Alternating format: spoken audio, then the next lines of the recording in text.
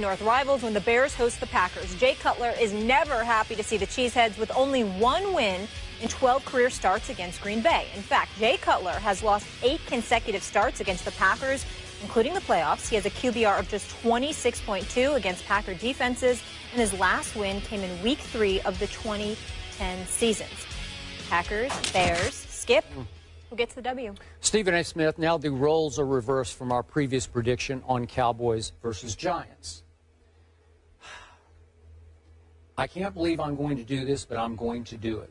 And I will admit to you, this is a little from the heart or from the gut, because I am so sick and tired of the abuse you have heaped on my man Jay Cutler on this show for the last 2 months. It's been over the edge, over the line, piling on. Over the line? Yeah, just like day after. It's relentless until I just couldn't take it anymore.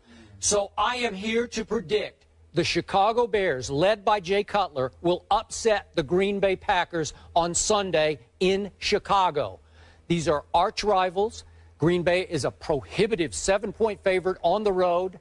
I just have a gut feeling. Maybe it's from the heart, maybe it's just from the gut, but I have a feeling the Chicago Bears are going to rise up and shock the world, or at least shock Packer Nation, led by Jay Cutler and a stable of good running backs, starting with Matt Forte, Jacquizz Rodgers, that kid Jeremy Langford from Michigan State, who I always liked every time I turned him on TV in college. I like him a lot. So they're going to bang away. Jay Cutler's, again, is he going to have Alshon Jeffrey? I'm not sure about that, but it looked like he was practicing at the end of the week, so I think he'll be there. Martellus, I hope, will be there. Rise and shine, Martellus Bennett and Eddie Royal, and we'll just see that Jay Cutler, finally, when you least expect it, is going to have one of those great Jay Cutler games that he is totally capable of having. And Green Bay's a little beat up in its offensive line. We're not sure how that's going to be mixed and matched on Sunday. Maybe Aaron Rodgers won't get quite the protection that he needs at Soldier Field, and all of a sudden, craziness will happen. I hate to even pick a score, but I will. I'll say last-second field goal, 23-21, Chicago Bears. Upset of the opening weekend. So let me get this straight. Yes. Yeah. You heard me. The Chicago Bears really haven't had much change in their personnel. They ranked 30th against the pass last year.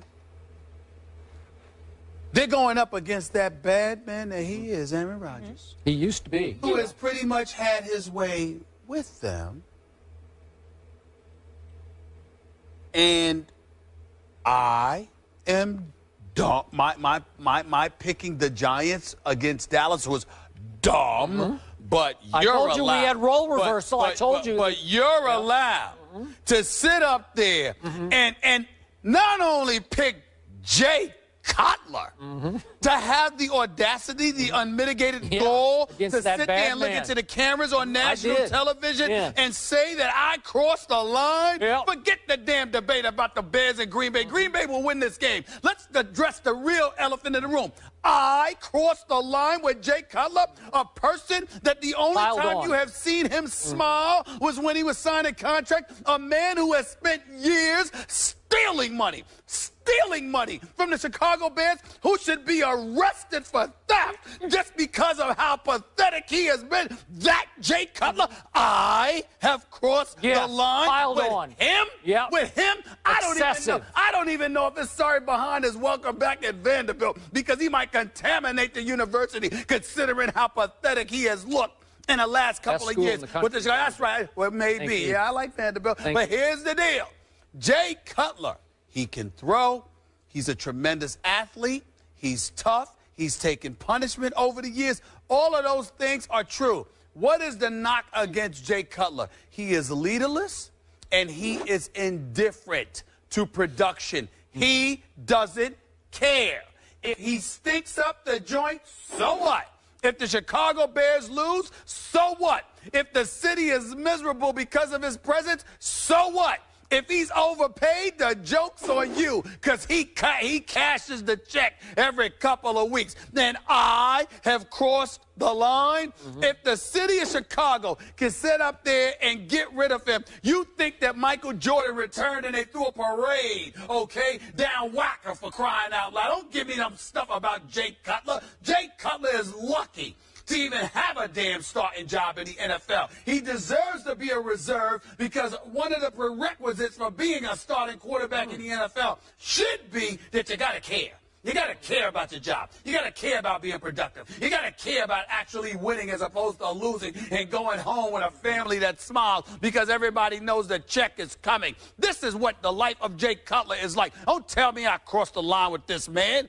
Relentless. Day after day after day after day. Till I just can't take it anymore. I don't bring him up. If you don't bring him up, I won't bring him up, because he's not worthy. We have to bring him up. They're playing this weekend. Are you kidding me? You can mention the Chicago Bears without mentioning him. I mean, he's irrelevant anyway. I brought him about up. something else. It's a waste of time. And you know what? This is unbelievable to me. Good. He's lucky. Here's the shot. I have a score. I want a score from you. Oh, he'll say 50-6. No. It's going to be something. Get past 23-21 in favor of Cuddy. 33-17. I'm going to roll with that. Okay. About 33-17. You played it safe. But let me say this to you. Okay, Skip. Let me say Skip 1, Skip 2. Let me say this to you, okay? Jay Cutler got one shot. It's opening week. You're on your home turf in Chicago. Yep.